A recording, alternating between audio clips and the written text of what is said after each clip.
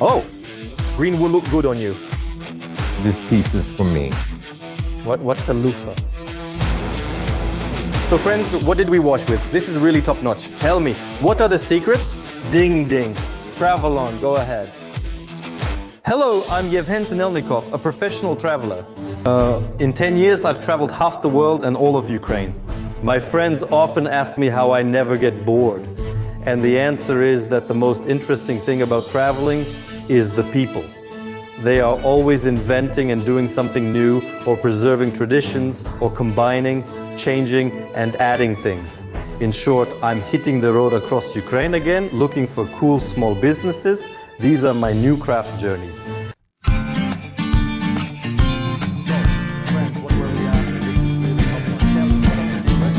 So what do I know about Tavria? There are the Kherson wetlands here, a few lighthouses and watermelons. But what is produced here, we'll find out now. Ouch, hey, it's scratching. I've already traveled through Tavria and I know about its fertile lands and generous sun, and also about the people who love to work and know how to do it. That's why I'm sure we'll find some craft together. The first stop on our route is the city of shipbuilders, Mykolaiv. It feels like I was just here recently. Everything is familiar, but now I have a different interest. How can I learn about the local craft? That's right, visit a local craft expert. So, let me introduce you. My name is Lyubomyr Baroda. I do so many things that I don't even know how to explain it. Why did I go to Lyubomyr? Because he owns a Ukrainian craft shop and he also makes some things himself. Many people know him for his Paracord products, but that's far from all he does. Let's find out more over a cup of Ukrainian Pu-erh. So tell me, what are we drinking right now? Right now we're drinking Pu-erh. It's called Zima. Even though it's summer now, every summer should have a Zima. It's invigorating, good and strong. What is Ukrainian Pu-erh like? It's like releasing vinyl records. So wait, is it like some kind of blend of different teas, or how does it work? Pu-erh is also blended depending on the region where it grows, the variety and the place of harvest. That's already the art of creating tea and accordingly the raw materials. And of course, that's where the tea cakes come in. The first one was Cheni Pianitsia. These are seasonal teas, winter, spring, summer, and autumn. Depending on the time of year and which tea is best suited for that season. For example, summer is for red tea. This tea is for inspiration. It's great to drink in the evening by the fireplace in the Carpathians, somewhere by the campfire, or in the morning to pour a little more, as they say, turn up the volume and get energized. So, for example, there's the Happy Bull of Happiness, and, well, there's a Ukrainian cottage. That's the owner, sort of the brand drawn on the cover. Well, you know, every tea has its own story. Oh, this Pu-erh sounds so strange. Most likely they'll move to the point where there won't be any Chinese factory tea at all, only their own. You could say craft, collectible, high-quality tea. It's really high quality. It costs less than Chinese factory tea of the same quality. And at the same time, you can collect these wrappers. It's like releasing vinyl records. The tea runs out, that's it. Its price immediately goes up and you can't find it anywhere. I also set aside small collections for myself. And what else do you have? This is Guardian Paracord from Kyiv. They're a Paracord manufacturer. Back when I started, it seemed like no one was making Paracord here, or if they did, it was done very poorly. And some guys reached out to me, sent me their samples and said, we'll try to make Paracord for you, while I was working with Americans. There's a certain feature in Paracord, especially in branded ones. 2 or 3 of those nylon threads inside, there are 7 of them are colored. Often they're colored to match, for example, the sheath itself, or like how Vardian started dyeing them in yellow, blue and red, black colors. Paracord's life moved on. So instead of just carrying these bundles, people started making bracelets out of them, started making all sorts of lanyards and woven things. So it's kind of like an accessory that you can unravel and use. I haven't been doing this for a long time, but people still watch my videos. I get at least 10 comments about weaving every day on YouTube. People ask me something like what size to use, how much to take, and then, you know, handmade stuff. It's interesting. I started getting interested in Ukrainian handmade in general The first was Vova Manly Club. He's from Kharkiv, and he was the first to start making cosmetics. Men's cosmetics for beards, for hair, like beard soaps. There are the balms. This is called solid cologne. It's a cool thing. You just swipe it on, and then behind your ear, on your neck, and it smells great. Then Cesar Ken's appeared. That's this brand. This is Kremenchuk. Here they also make cosmetics. And these things are for barbershops. So if a barbershop sells your cosmetics, you give them like a medal like this. This is also an American cultural thing. He started making his own magnets, t-shirts, some stickers, different collectible items there. So, well, he got into it too. About the magnets? Come here. Come here. I just want to show this because I really liked it. It's cool. It's not just a magnet from a city, but travel. Come on. Listen, tell me please, as an expert in Ukrainian craft, what's happening right now? Is it flourishing or does nobody need it? Or in general, what's going on in the world of craft? Well, Andriy, if 4 or 5 years ago every other person was making leather goods or something else, there was a whole bunch of everything.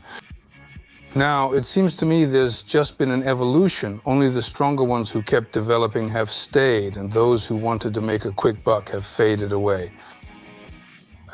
Some of the craftsmen went abroad because both Americans and other Europeans pay more, and even with the PayPal commission, when people sell, they earn much more than they would selling in Ukraine.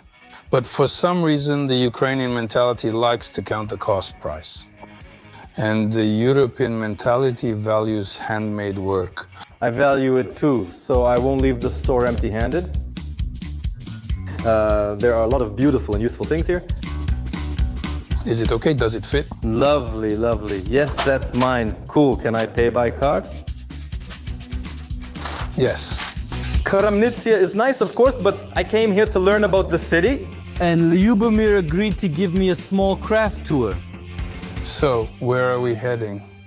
Well, there are a few interesting places along the way, and I think both of them have some unique things you can bring back to Mykolaiv as a souvenir. Listen, tell me, please, why don't you speak Ukrainian? The thing is, I came here from Russia.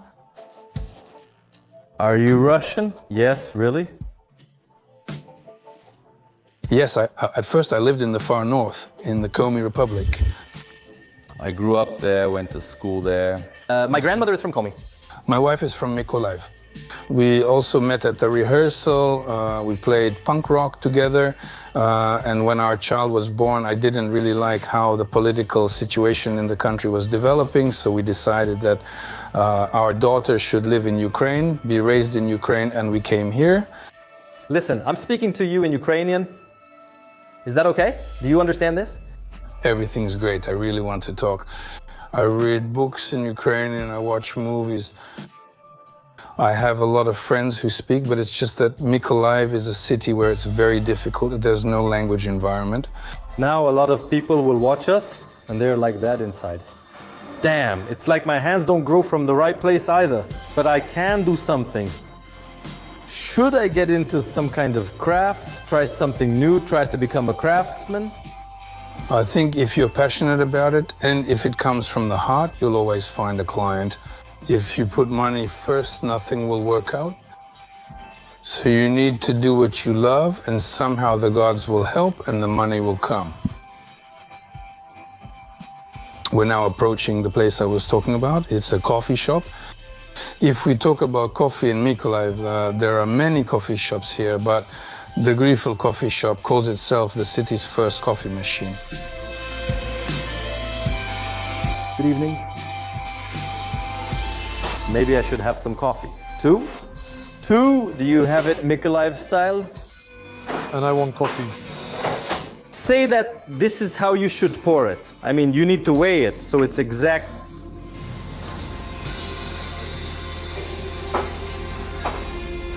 Yes, have a nice day. You too. You too. And so continuing the topic of souvenirs from Mykolaiv, this is probably the top one. It's called Mykolaiv Napoleon.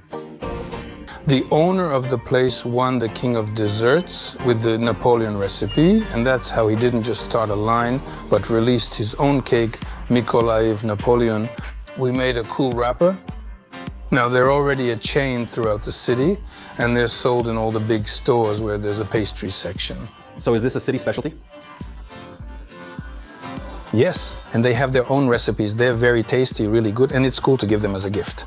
Here are the districts of Mykolaiv, drawn from all sides. Here's the last one. I haven't even tried it yet. This is Conan the Barbarian, because according to legend, Conan was a Cimmerian, and we have Cimmerian land here. Good afternoon. Could we please have a piece each of this Mykolaiv Napoleon? Our signature one? Yes, it can't be cut into pieces. We only sell it as a whole cake, and Why is that? You do have pieces. We do have pieces, but that's our special thing. We only sell it whole. All right, let's take the whole one just to try it. Will do. Can I pay by card? Of course you can. Will you need it like this for now? No, we'll eat it right now. Although they don't sell it by the slice, they still agreed to cut the cake. What? Have you already tried it yourself? Is it tasty? Yes, I ate all of them except for Conan. Yeah, it's a great cake. Catch me, ask what to bring from Mykolaiv. It will be Mykolaiv Napoleon cake. It will be that coffee I showed you. It will be show beer. And it will be a little ship from Roland. Yes, this is for you. Thank you, a piece. This piece is for me. Musa isn't here. Good. Otherwise, he would have run in, and this piece is for me.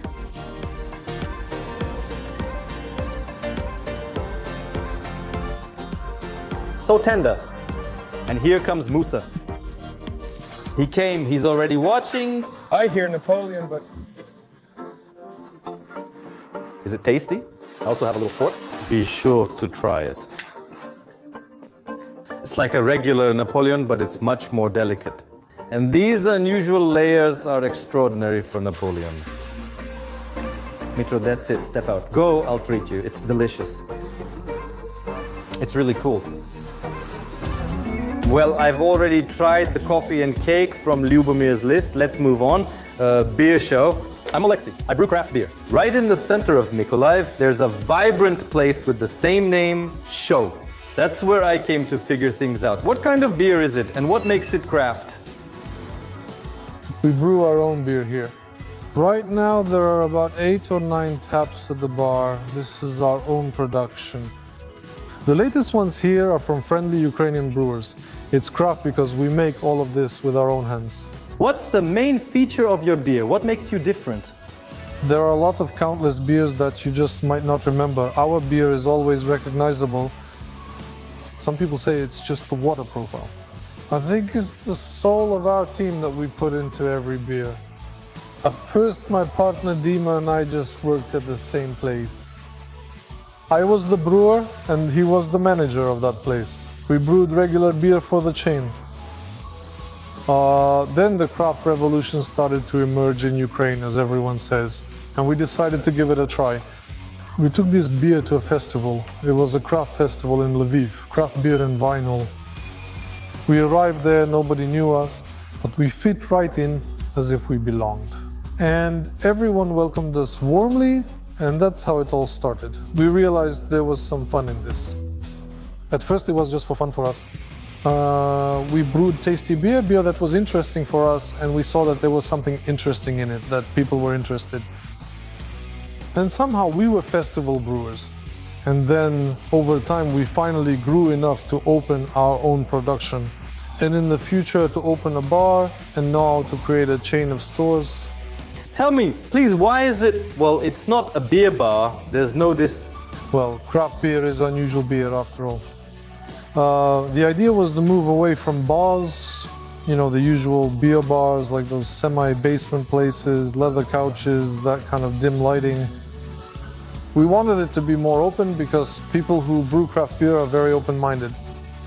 By the way, about the beer, what would you recommend to try? I can try some, right? Of course. Right now on the screen I recommend I Love Wine. This is a pale ale, fermented with wine yeast. And it's hopped with New Zealand Nelson Sauvignon hops, which had even more grape notes.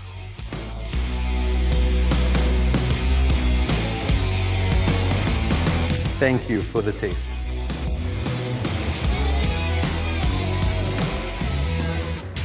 Is this apple? No, this is pineapple sour. Pineapple sour. This sour gave me some tartness, and the pineapple, it's almost like just an apple. Yes. Made excuse. During fermentation, fruits slightly change their structure. We use, let's say, the mango variety in some of our types. They ferment, they can go into pickles. By the way, why 0.4 and 0.2? In small portions. The thing is, we're for a drinking culture, not just for people to get drunk. 0.2 and 0.4. Each person chooses to drink this beer as quickly as possible. Beer shouldn't sit in the glass and oxidize with oxygen because its taste changes. And how do people from Mykolaiv feel about beer culture? Have they already gotten used to it? Is it already there? Yes, little by little they are. The bar will be 2 years old in September, little by little. At first it was hard because it's been here for 16 years after all. Give me a Zhiguli beer. Yes, and give me a light unfiltered one. Give me a wheat beer. And then we start after that. What food is best to order with beer? From the food from... There's a whole science to it, so to speak. Food pairing. There are three main rules that connect food and drinks. These are cleansing the palate, complementing the taste, and contrast. And depending on this, you can already choose your food.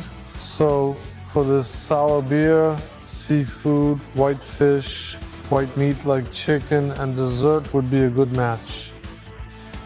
Tell me, please, how did the brand appear? What does it mean?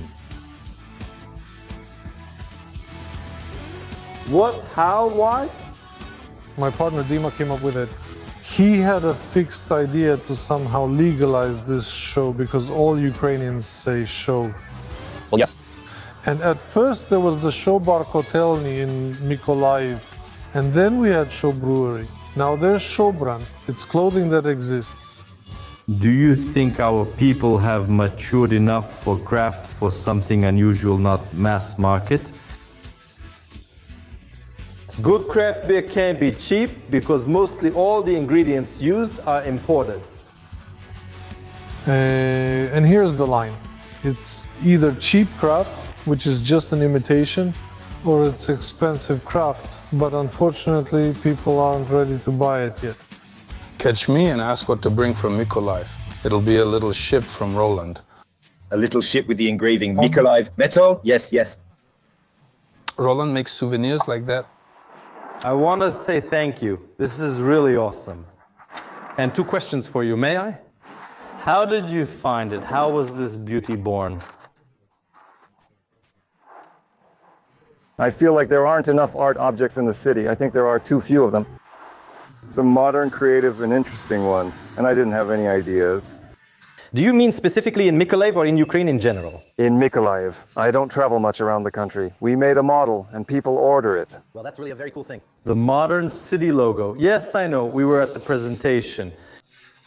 Do you consider yourself a craft souvenir maker? It's really top-notch. Everyone writes about it. Everyone talks about it. No, I haven't seen it. I'll send it. Many people know Mykolaiv. It's really cool. And that's exactly why it looks so simple, so ordinary. He's made of steel. Oh, so are you going to build a big one, or is it just on a small scale? We applied for the public budget competition, but we weren't accepted. Well, Ruslan wanted to install it in the water, in the river, but they considered it water resources and that it doesn't bring anything to the city, so we were refused. Cool. Thanks for the gift. Well, it's all for your team. Thank you. Thank you, Kraftovi Mykolaiv. Let's move on to Kherson region. I wonder if there are craft watermelons or maybe melons.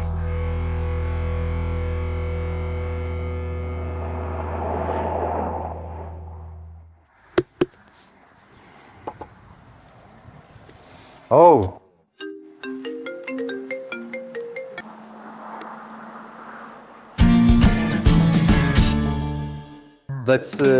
The question about craft melons is still open, but I think I found craft cheese here in Kherson region. I'm Olena, I make cheese.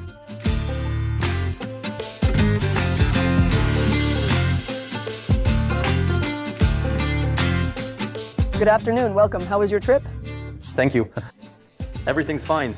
Well, I guess we'll start with the tasting, right? Look, we have 2 plates here. These are soft cheeses, and these are hard cheeses aged longer. Everything is made at our production facility. I make it all by myself. I usually get the recipes from the Goat Breeders Forum, of course. We have a forum like that. Goat Breeders Forum. Yes, the name is quite interesting. I take recipes from them because these recipes are alive, but of course I add my own creativity since I used to work in the cultural field. I worked as an administrator in the theater, actually, on tours for 20 years. And at one point, I just wanted some kind of freedom. My husband and I shared this desire, so we started looking for houses in the region. As a result, we saw these open spaces, this view of the estuary, and we couldn't resist. We bought the house here even though it was far away and got 2 little goats. Milk. For a long time, we kept wondering what it would taste like, and we kept pushing the cup to each other just in case. Well, we have great goats and great milk. That's how it all started, and that's how we got going. And how many years have you been free now? 8 years of freedom, yes. Has life changed? Definitely. Our chronic illnesses went away. I've had chronic pancreatitis since I was 7. Imagine I couldn't drink milk at all when I lived in the city. Well, I wanted to drink it, but I couldn't. Here, I drink this milk. Well, let's taste your cheese. Let's try it. Tell me, is this all yours? How many types of cheese are you making now? Here, I presented you with soft Adyghe cheese and brinza, only our most popular one with sun-dried tomatoes, basil, and garlic. She's the favorite. This is Cypriot cheese for grilling. Try it. It's fried. This cheese is with mint. In Cyprus, yes, if you like mint, then you should really like it.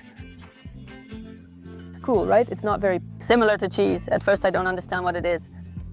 French soft cheese chèvre. It's very delicate. Poke it gently like this here. It just melts in your mouth. Basically, it's a spread. This is your favorite so far, right? Tell me, please, you worked in the arts in a big city? You decided to move here to have space in front of you? How did cheese appear? Well, everything went smoothly. At first, the first goats were just for milk. Then what could be left over? You can make brinza, and then the first cheese I learned about was halloumi, which turned out to be a real masterpiece for me. It's the kind of meditation. When you're making cheese, you're completely immersed in the process. I guess it has a really positive effect on me. That's just how it is. It's being born, huh? Oh, it's a tough job, a lot of physical work, and I think there's a lot of hassle with these tourists. They come and go, some like it, some don't, and you have to smile at everyone. Is it worth it? Well, for me, yes. Of course, I left the theater, but the theater didn't leave me, as they say. I think I just got tired from all the touring. And here it's the same, it's that same exchange of energy. What I told you about the earth and about animals, you definitely receive something from an animal. It's true. You'll go to the goats now and you'll see what you can get from them. Friends, come on out, my beauties. Oh, they're so tame, really so tame. We have one we call Selfie because he loves to take pictures with everyone. Yes, that's Selfie. And this is Coco Chanel. She's very beautiful. Hello? This is our Glavka coming in, and here is our little 6-liter one. Glavkoza? Glavkoza, just a moment, and... Is it really normal that they just flock to you? See, do you notice how social our goats are? Here, look, she's even touching you with her paw, like, pet me more, please. She's eating. He already chewed up all my wires. Yeah, he's like that, Fenya, get off. I told him, Fenya, if you survive, you'll be Fenny Phoenix. Because he was really something. Yeah, friends. And the girls? Well, that's it. That's it, guys. All right, let's try the hard cheeses. The most neutral one is the one with spinach, the green cheese. It's very neutral. It's just that, the spinach is added mostly for the color, but it also gives the cheese a creamy flavor. And this is my signature cheese. Seriously, I won't be modest about it. It also melts in your mouth. This is just top-notch? Yes. See, you really liked it. You really did. Has there been any development in tourism lately? In Russian, there's a word, vesplesk. I think that now Ukrainians have started to value their own more. you're right. You know, for some people, war is a tragedy. For others, it's like a mother. That's probably what happened with our Ukrainian tourism. Because when the lockdown started and people had nowhere to go, suddenly people, Ukrainians, realized that we actually have such a beautiful country. And where can I buy your cheese? We don't have a large production, you understand? I fulfill orders within a week or two. We have vacuum packaging, we vacuum pack and send it to them. This is craft. This is really craft. When there is a lot of it, it's not craft anymore. It's craft when it's made like this. But do you plan to grow from your small craft into something? Well, of course, probably everyone wants to develop somehow. Of course I want to. And everyone advises it, all the tourists. You need to develop. You don't really want to say that. We understand that ourselves. Help us financially. They're so cool. Have a dog and 2 cats. Maybe I'll get a goat too, but I didn't have time to finish that thought. Adventure called me further, on a jeep safari into the canyon.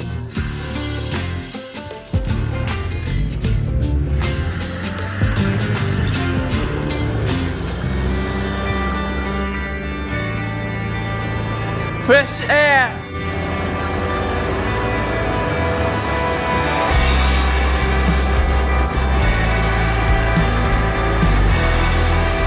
So just so you understand, our longest canyon starts right from the village itself.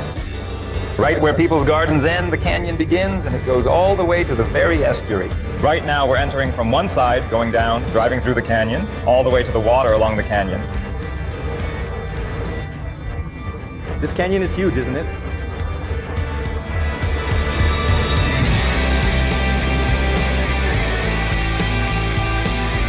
It turns out that the Stanislavski Canyon, or the Kherson Mountains, is not just one crack, but a whole network of large ravines along the estuary shore.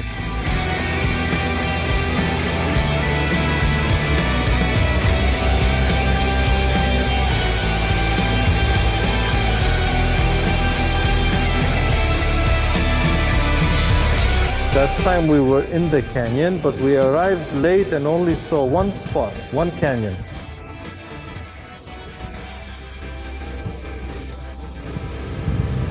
I couldn't even imagine that it's so massive here, that it's all like this. Of course, this isn't the Grand Canyon, but the color is somewhat similar.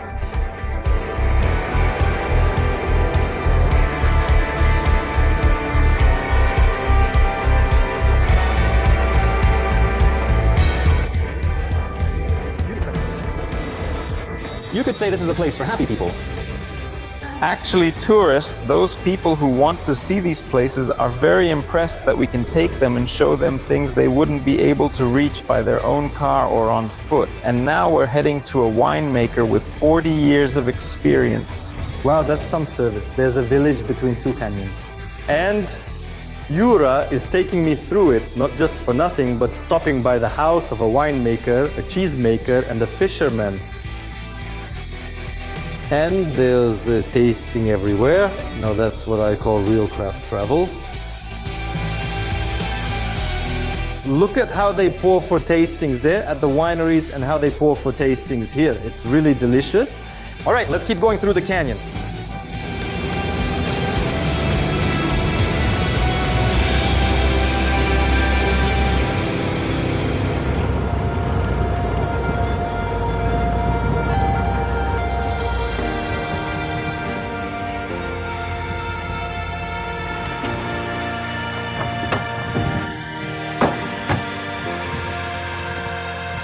This canyon here is one of the deepest. Behind you, you can see how canyons are formed. We are a bit below the fields. All the rainwater flows down and carves in the clay, what we see. So we are a bit below the field. And whenever it rains, everything flows down here and the water washes it, washes it, washes it. And all this water, as you can see, went into the Dnipro Bug estuary. Then it all collapses and we see what we see. Are you walking so confidently? Well, I walk here quite often. Well, I want to say that... Is it even safe? There's a cliff over there, a cliff here. That we're lucky. In another year or two, we won't be able to cross here anymore.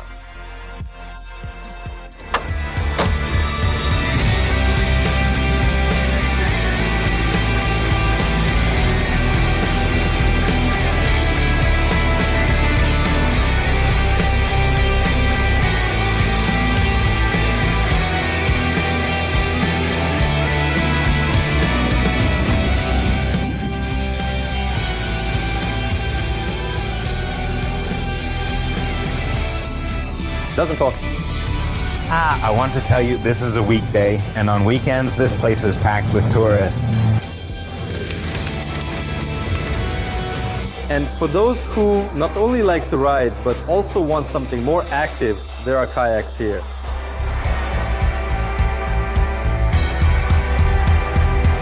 And even paragliders.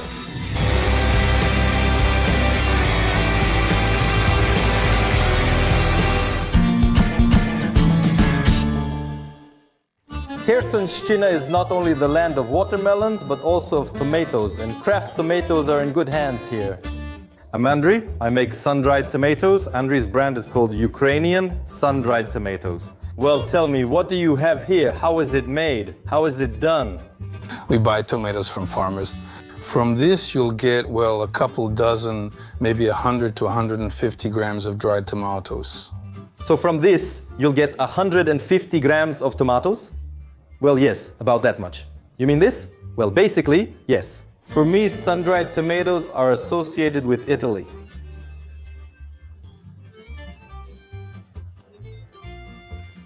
Is that typical for us? Are you teaching Ukrainians that we have tomatoes and that we can do this? Actually, this was invented in Italy, in Greece. The idea, of course, comes from Europe. We tried it in Europe, we liked it, but here we didn't find anything decent. We realized that we can actually make something really tasty and there are no competitors. We started doing it like in Italy, but better.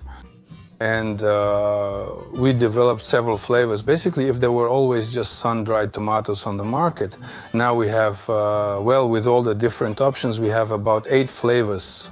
Is this pepper, thyme, dill? Yes, these are different spices that in various combinations give different flavors. Well, and tomatoes. So tell me, please, do you think you make better tomatoes than the European ones? At the very least, the ones they send us here, yes. But people have gotten used to it. They already understand that Ukrainian produce, craft tomatoes, are better than... Well, to some extent, yes. There are fans, let's say, who like them. And we have a lot of videos where people said that they're actually better than in Italy. How did you decide to put yourself, your face on the brand, so to speak? At first, I felt a bit awkward. It seemed to me that, well, maybe it was too much, but I've gotten used to it. And why did we do it this way? Why did I go through that stage when I felt uncomfortable? We realized that there's Instagram. I went to a lecture about Instagram and things like that. There was an assignment there which I did the best, and the lecturer said, I'll make you an Instagram. We started waiting for the order. That's how 2 years went by. About 2 years later, we realized that something was wrong here, that we needed to learn something. We started learning, buying courses. A few people said that you have a kind face, like a good salesman. Well, and the thought crossed my mind, why not? It's in Europe, especially since it used to be trendy when a face, a personality was on the label. Listen, I know that you guys, either last year or not last year, recently won a grant from Visa. Yes, almost a year ago. What did it give you? First of all, it gave me the opportunity to advertise. It's not advertising in its pure form. It was a media project that was filmed and shown by people who are well known throughout Ukraine. It gave us that kind of media exposure in advertising. Just a few days after we received it, and even the next day, orders started coming in. In the first month, our orders increased 4-fold. Plus, the financial assistance allowed us to increase our presence on the shelves in stores. Plus, we will be implementing some know-how. Well, we are already doing some know-how, which I don't really want to show or talk about because there are competitors here. So what? So what? Tell me, what are the secrets? You don't have to be specific.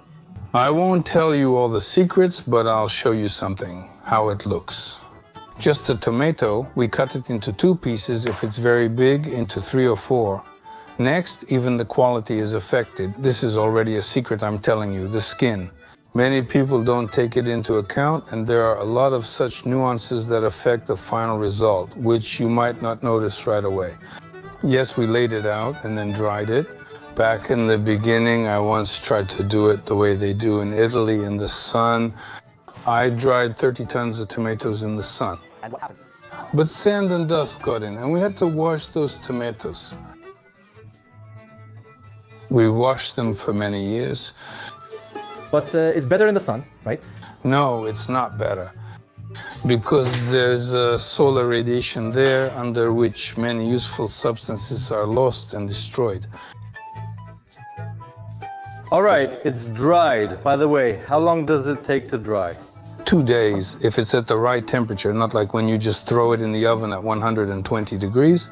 It's actually a very small structure, very small. So the grant we received will go toward expanding our capabilities. Oh, that's good. And how do you feel about craft, about small productions in general? Do you prefer small productions in life, in everyday things? Yes, small ones. Why small ones? And why is it that in the last year or 2, everyone already knows what craft is? Why? Because our mass market, what supermarkets offer, is very low quality products. And that's why people realized it. And I think the first people started making things for themselves, like we did. And then they started making things for others. It's more expensive. There's no chemicals. For us, there's nothing at all. And what do you put in? We put in tomatoes, sun-dried ones, and spices. And this is how we make a spicy flavor. That's what we call it. Here we have rosemary, hot pepper, garlic, that's all. There's a bit of salt, but it's already in the tomatoes. That's it, nothing else. And the preservative is oil. You dried it, added spices, mixed it, poured oil over it, and it's done. Well, yes, yes. It looks very easy. Tell me, please, about crafting in general. So I have hands, golden or not golden, not me, but someone else. He watched your interview and thinks, why not? Maybe I can make something too. Neither tomatoes nor tomatoes, something like that. Do I need to get involved? How hard is it?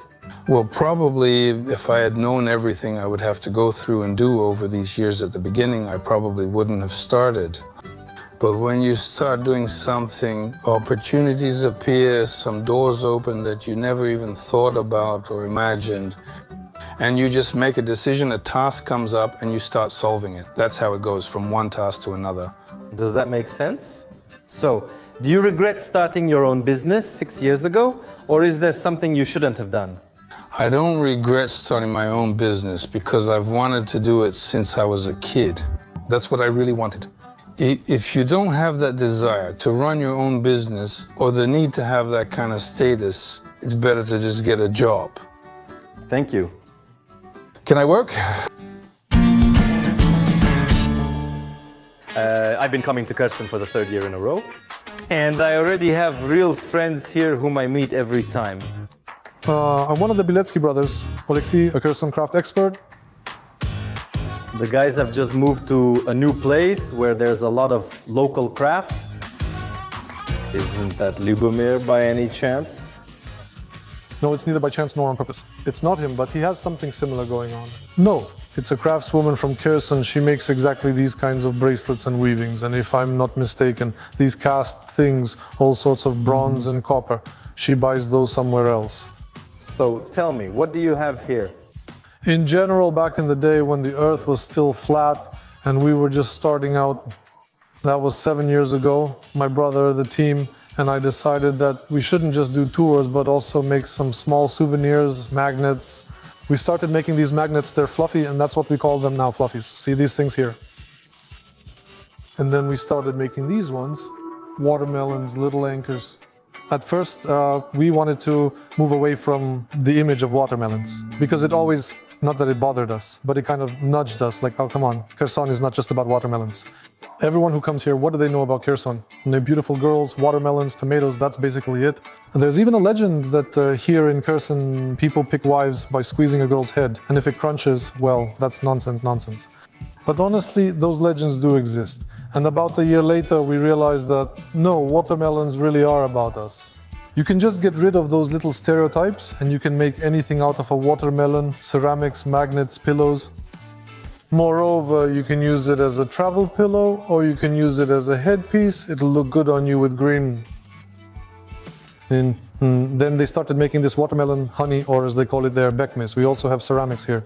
There are works by Yuli Zaykin. She's actually from Kherson. Now she lives in Kyiv, but she often comes to Kherson. I remember when we were together in the Kherson mountains or the Stanislav cliffs, and they're not made of stone, they're made of clay. And back then she was making gingerbread and cakes. And she always loved making plastic decorations and some kind of three-dimensional cool stuff in her cooking. And then she decided to get some clay and make her first souvenirs out of it. But how could she carry it? She didn't have a bag, a sack, or anyone to help her. She just used her skirt. She was wearing a skirt, so they loaded the clay into it and carried it to the bus. I remember how from those first 2 kilograms we made the first magnets or something like that, little souvenirs. Everyone knows that this is a telnyashka. Moreover, when we started organizing the first festivals, we invited all the people of Kherson. Like, guys, come to the festival in Kherson clothing in telnyashkas. A lot of people told us, telnyashka is an Odessa thing. Kherson is older than Odessa, so telnyashkas were here before they were in Odessa. These kinds of telnyashkas were worn by the first sailors here on the Black Sea, and then later they became the same everywhere. On top there are hats made of generally reeds in Ukrainian, but here in Kherson we call it kamish in Ukrainian. Everyone knows that Ukrainian hats are made from straw, but here we make them from kamish. It's a bit heavy, but it's soft. It might not last very long, but it's cool. Really cool. It's craft, you know, just like that. These are bullets, real bullets. I really hope that none of them hit anyone, but they were all found on the battlefields. These are actually our acquaintances. Some are historians, some are archaeologists, some are local historians. They collected them either by the handful or with metal detectors. And they make little keychains out of them. That's the thing. Why is that? Because this land, the south of Ukraine, has always been, you know, a tasty morsel that attracted a lot of interest from the neighbors. And people here have always known how to fight, defend, and stand up for what is theirs.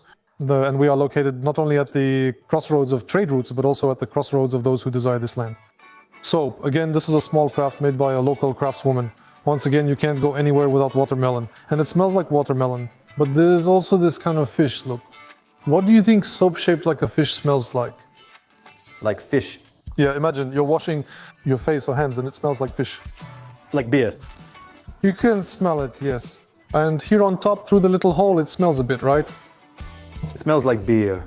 You know, this is also a test for Corona. If you can smell it through the film, then it's fine.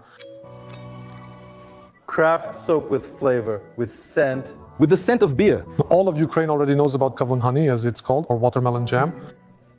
We have a project called the Green Hamlets of Tavria. And there they started making this bekmes in a certain quantity. But it wasn't enough, it sold out pretty quickly. And because we couldn't take it for sale to tourists, we had to do everything ourselves.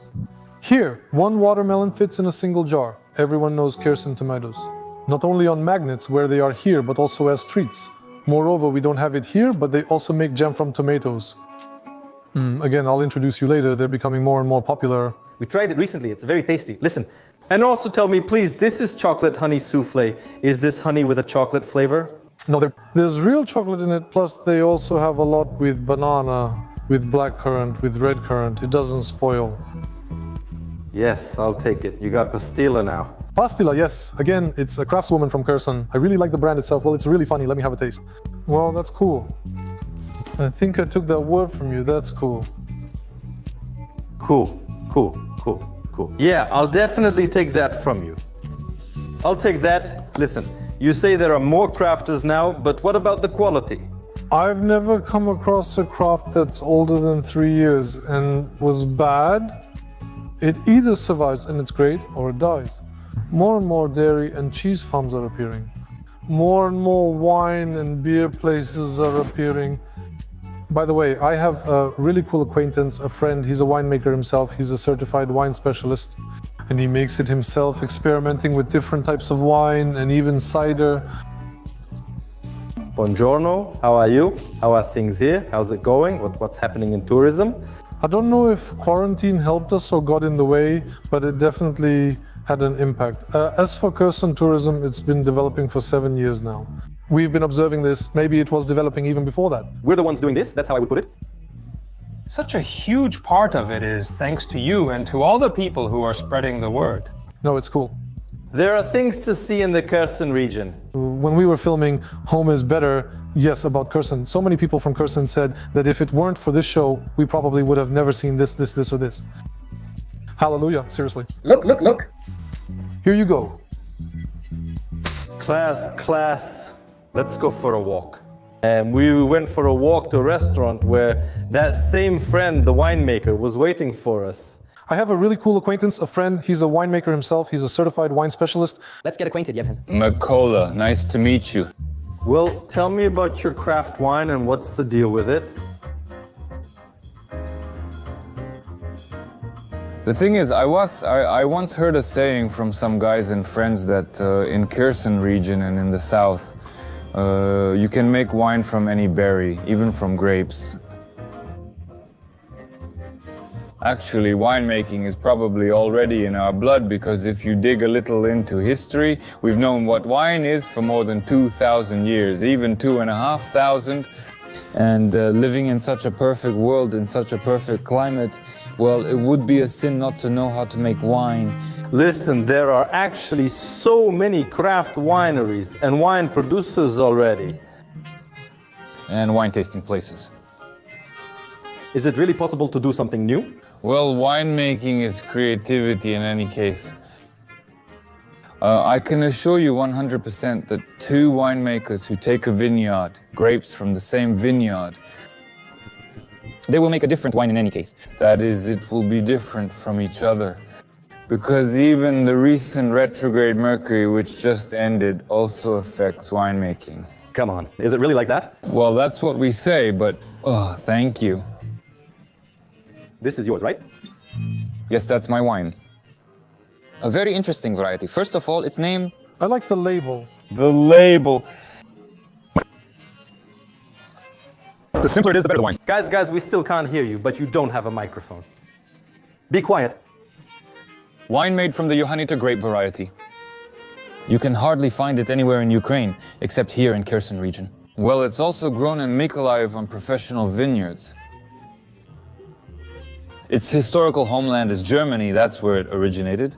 But I think, after all, tastier wine is born here in Kherson region. Sorry, I can see the way you open the wine. It's obvious that you really love wine. I love this last moment, like this.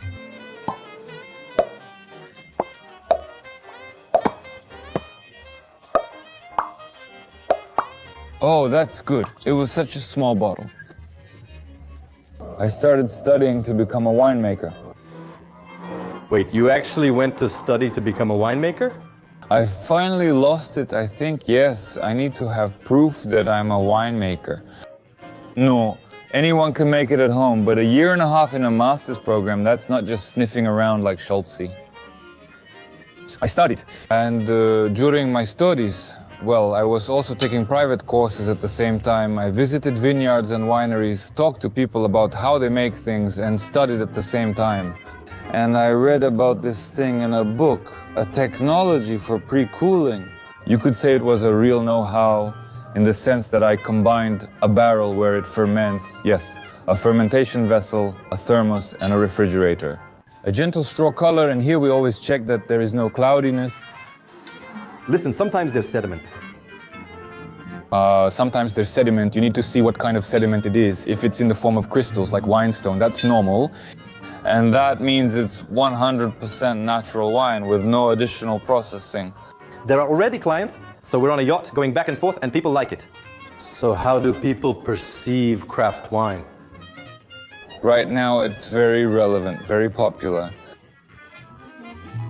A month ago, Alexei posted on Instagram. A girl asked, "Can you recommend a craft producer?" And then Alexei sends it to me and a few other people too. Within an hour, several people forward me posts saying they recommended me. Then this girl writes to me saying that several people recommended you at the same time. I want it. Well, when you have a craft production, when you put a part of yourself into every bottle, it's different. Actually, my favorite part of this process is when I'm pressing. There are a few barrels and I work with one. I have a manual press, so it's all done by hand and it can take until night, but it's peaceful, you know. I turn on movies about winemaking on my MacBook. I watch films about winemaking. That's real romance. Ding ding. Ding ding. So you say it's small craft production? How much do you produce? Actually, last year I processed about 500 kilograms of grapes. Of course, that's very little, but since I do it all by myself, it's very simple. And how many bottles did you get from 500 kilograms? Well, who knows how many bottles? Some of it went without bottles anyway. And why is the white one through the device? Decanter. And that is an aerator. Why do you use that for white and this for red? When we make red wine, it's more intense because during fermentation there are skins and seeds involved. We call it pulp or mash. That's why it's more intense, more aromatic, and to really enjoy it, it needs a bit more oxygen to open up. If we look, you can see how much surface area is in contact. The wine has, with the air, it's actively oxidizing right now, which gives us the opportunity to enjoy it later. If you don't have one at home, here's a very simple life hack. Just open a bottle of wine for 30 or 40 minutes and forget about it. The main thing is our decanter is very heavy, so I'll pour it like this. That is right here onto the white tablecloth. By the way, do you have any life hacks for removing red wine? To remove red wine, you need to pour something over the stain. It sounds funny, but you need to soak the stain with white wine. We change the acidity, and then the white wine is easily washed out with water. That's it. That's interesting. From this, your interview will make it into the program, this part. You're still boiling it, and we're coming to you. And we're pouring white wine over it. That's an interesting life hack. Interesting life hack? This is for you. It's near Musa. All right, listen. Musa told me here that you used to work in public service. You quit and went into wine. Well, let's start from the beginning. Personally, I believe that a wealthy region means wealthy people. If we go that way. I dedicated almost 6 years to public service. The main task was to work for other people so that everyone would feel comfortable, live well, and be proud of the place where they are. Well, weren't you scared to leave? After all, public service means stability and confidence in the future. And you went into 100% craft, which, as I understand now, also depends on you. But there are so many unknowns here. This way, that way, who knows if it will work out or not. Weren't you scared? And I'm an Aries, and like I said, I always need some kind of fire ahead, because I get bored very quickly. And it was a challenge for myself. Actually, I read in an article somewhere that there are a few really scary addictions. The first one is coffee, meaning it's the hardest addiction, then drug addiction, and the third one they determined is a salary. When you know that on the 15th you get an advance, I mean,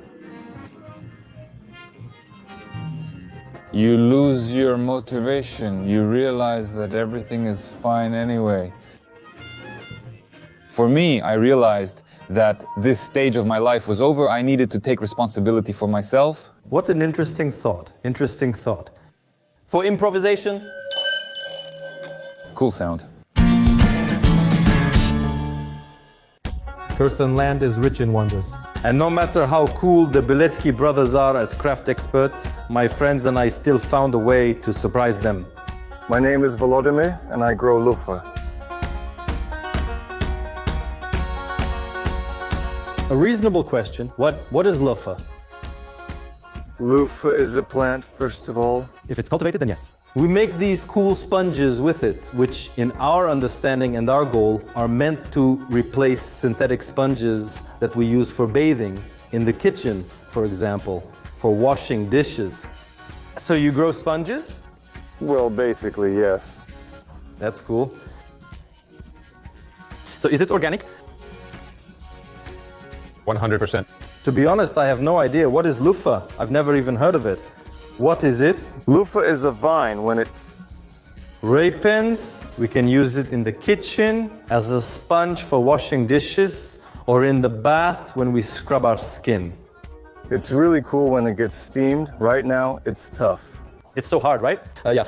And for 2 years now, we've been trying to help various eco-activists, eco-minded people who like these things to develop more and give people a synthetic alternative. So now I'm looking to see where she is. Well, here it is, a huge cucumber or zucchini or something like that. Well, it doesn't look like it. Well, when it starts to dry out in a month, that's exactly how it'll look. Here it is, exactly the same. Oh, so it's inside the sponge, inside? Yes, yes, yes. Actually, this is the first time I've ever heard about this. I've never heard of anyone growing sponges. Are you the only one in Ukraine? No. Look, actually, in this kind of large format, well, industrial scale, that's not something I like. That's just an expression. But in this format, we are the first in Ukraine. I can say that maybe after your program, someone will say, no, that's not true. But for now, I think that's how it is. Or maybe someone will say, oh, I can do it too, or not. And that's also our goal. We want more people to stay in Ukraine because on a small plot, you can plant cool loofah like this and benefit from it, including financially. Oh, it's like it will grow. There will be even more. There will be even more. These ones, yes, they're really cool. They grow like this.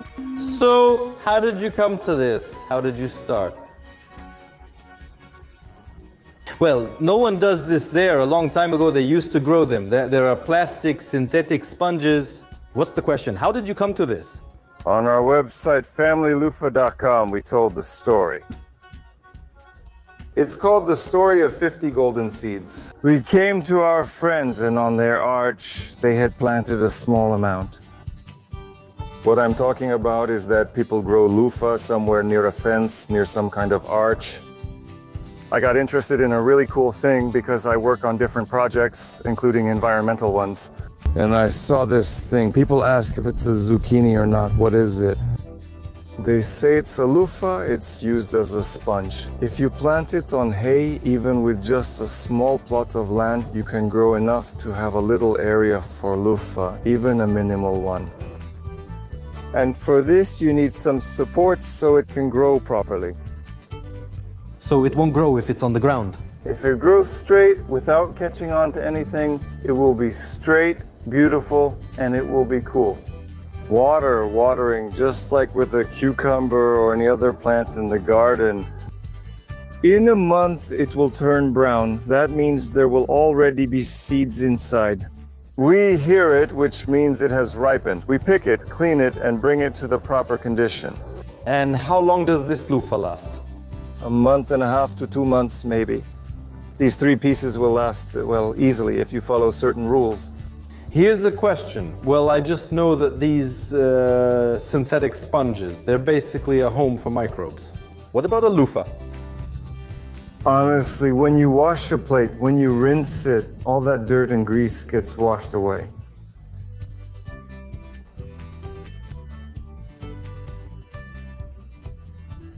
I'm sure there are way fewer harmful bacteria left.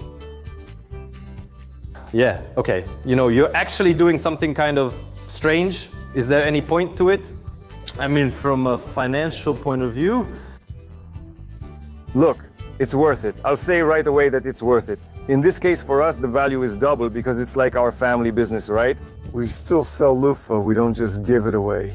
It's also a lifestyle because for us, it's a bit more than just a business. As I already said, it's a socially responsible business. How much does this one cost, for example? How much will it be? This one, if we're talking about a bath broom, will be about 80 hryvnias. And if we're talking about the big ones, then it's 100 hryvnias. So it can actually grow to that size. And Yes, it can get really big, a really cool one, like a bathhouse one. This one is more of a light version. We try our best to make it as environmentally friendly as possible for people, for the plant, and for the earth. And is it possible if you want to see what it's like inside now? Let's do it. No, if you're going to eat it, you need a small one. Go ahead. Oh, can you eat them? Oh, can I try? Go ahead. I want to try too. Really? Cool. I want to film. And who are these competitors of mine?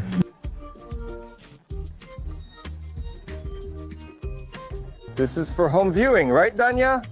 Well, this kind of loofah, maybe a bit bigger, you can eat it. Here you go. Come on, let's do it together.